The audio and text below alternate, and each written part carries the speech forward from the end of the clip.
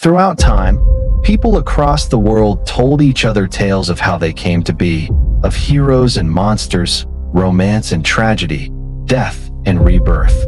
These stories helped shape their world, giving voice to the unexplainable, the deep truths that lie just beneath the surface of our lives.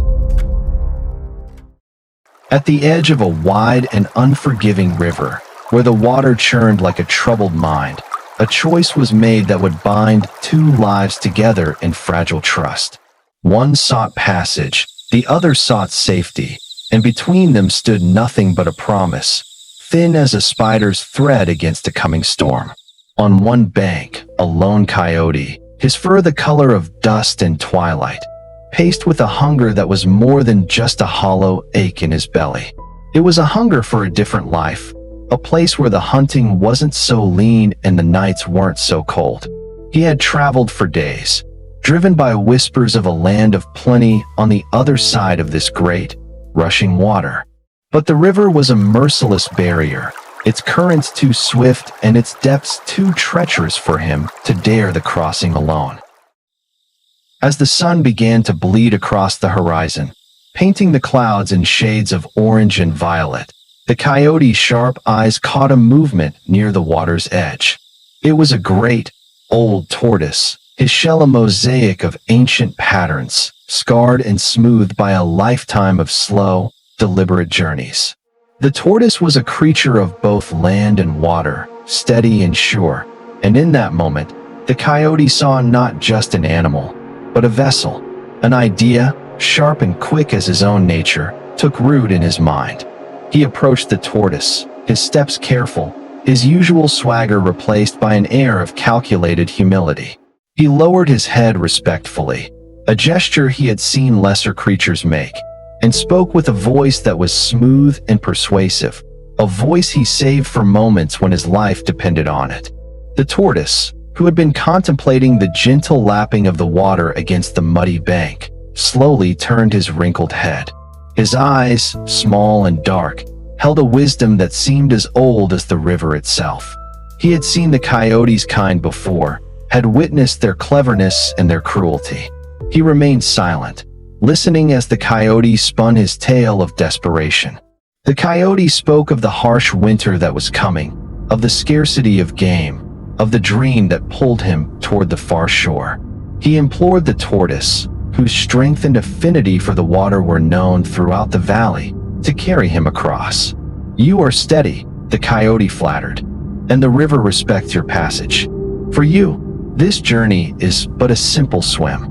For me, it is the difference between survival and demise." The tortoise watched him, unblinking, his stillness a stark contrast to the coyote's restless energy. He knew the coyote's reputation.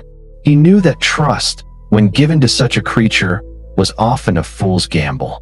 The old tortoise finally spoke, his voice a low rumble, like stones shifting at the bottom of the river. "And why should I bear you on my back, trickster? Your teeth are sharp, and your nature is one of selfishness. The moment my shell touches the other shore, what is to stop you from making a meal of me in gratitude?" The coyote let out a sound that was almost a sigh, a performance of pure sincerity. "Because my life would be in your debt," he vowed, his gaze earnest. "But more than that, common sense dictates my actions. Should I harm you, should I even startle you midstream, we would both be lost to the current. I would be a fool to betray the one who holds my life in his power. I give you my solemn word. I will not harm you. I only ask for your help." The promise hung in the air between them, heavy with unspoken possibilities. The tortoise considered the coyote's logic. It was sound, yet it did nothing to soothe the ancient instinct that whispered of danger. What just happened at the river's edge was not an agreement, but a quiet war between instinct and reason. A promise was spoken aloud, clear and convincing, yet beneath it stirred something older than language, an unease the tortoise could not name, and the coyote chose not to hear.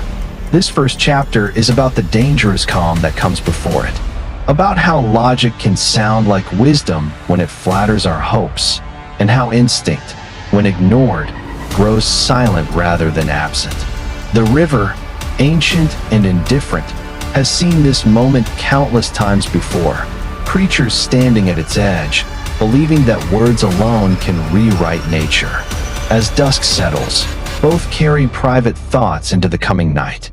The tortoise weighs the cost of compassion against the price of survival, wondering whether caution has made him cruel or whether mercy will make him foolish. And the coyote, though smiling, feels the tension of hunger pressing closer, knowing that promises are easiest to keep when they haven't yet been tested.